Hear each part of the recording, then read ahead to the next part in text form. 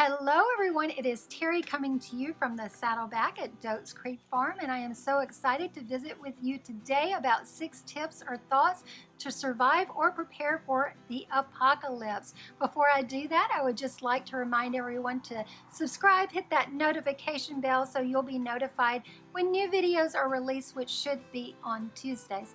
So first, let's talk about what is the apocalypse. Just briefly get into that. The apocalypse is very different from anything that you will have ever experienced. Think about the worst emergency that you've ever been through and magnify that by 100 times, because this is going to be a destruction that's not localized. This is going to be you, your family, friends, associates, people you don't know throughout the world that's going to be going through it at the same time. So where an emergency normally that you could handle with local resources, this is going to tap all of that out. Your survival is going to be dependent completely on you and what you have available, and maybe what you have worked together with your friends and families to do together. Okay, so this is a very different situation, and it's one that is likely to be very, very stressful. But one thing I want to just tell you as we get into talking about the apocalypse, because there will be other videos, that I am a person that does not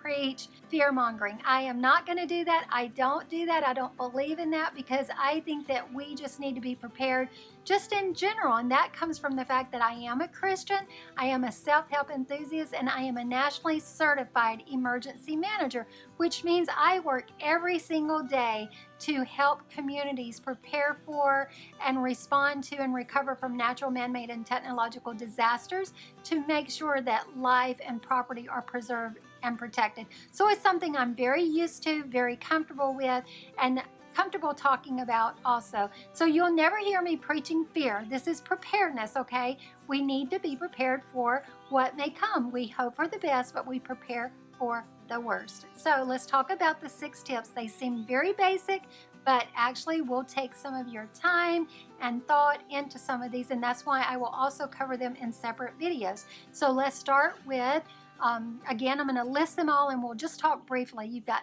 food, clothing, shelter, transportation, medical care, and protection. All 6 of these are important, and if you are doing these in any manner, you are already on your way to preparing for an apocalypse.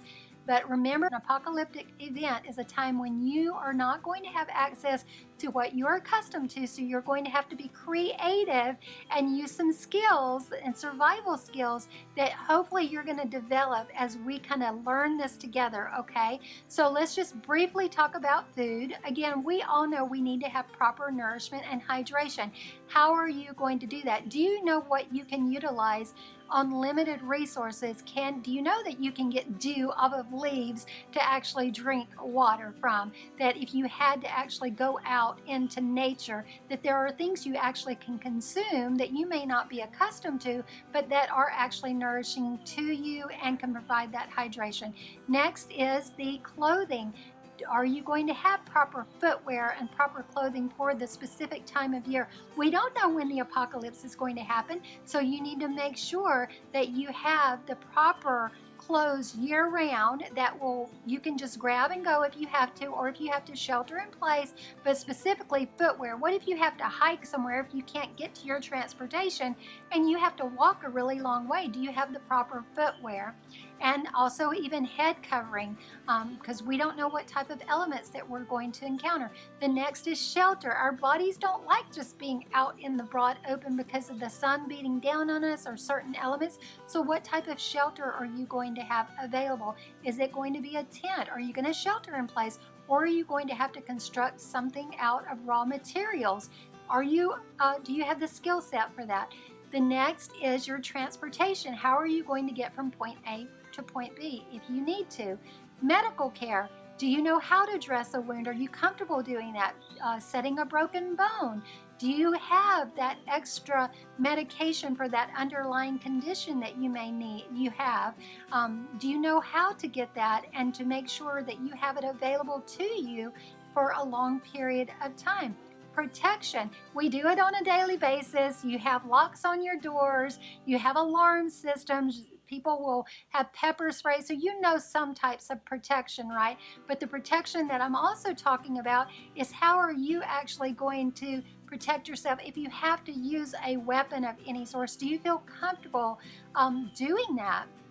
Are you familiar with different types of weapons that can be utilized to protect yourself, and making sure you know that and how to use it safely and using it wisely? So those are very two important things, wisely and safely. So again, these are your 6 tips for today. I'll come to you in more videos later, but you want to have food, clothing, shelter, transportation, medical care, and protection. And we'll talk more later. Thank you so much for joining today, and if you like this video, please hit that like button and also share, and then I will be coming back to you again with more videos later. And as we say here in the South, y'all come back now and hit that subscribe and notification bell. Thank you.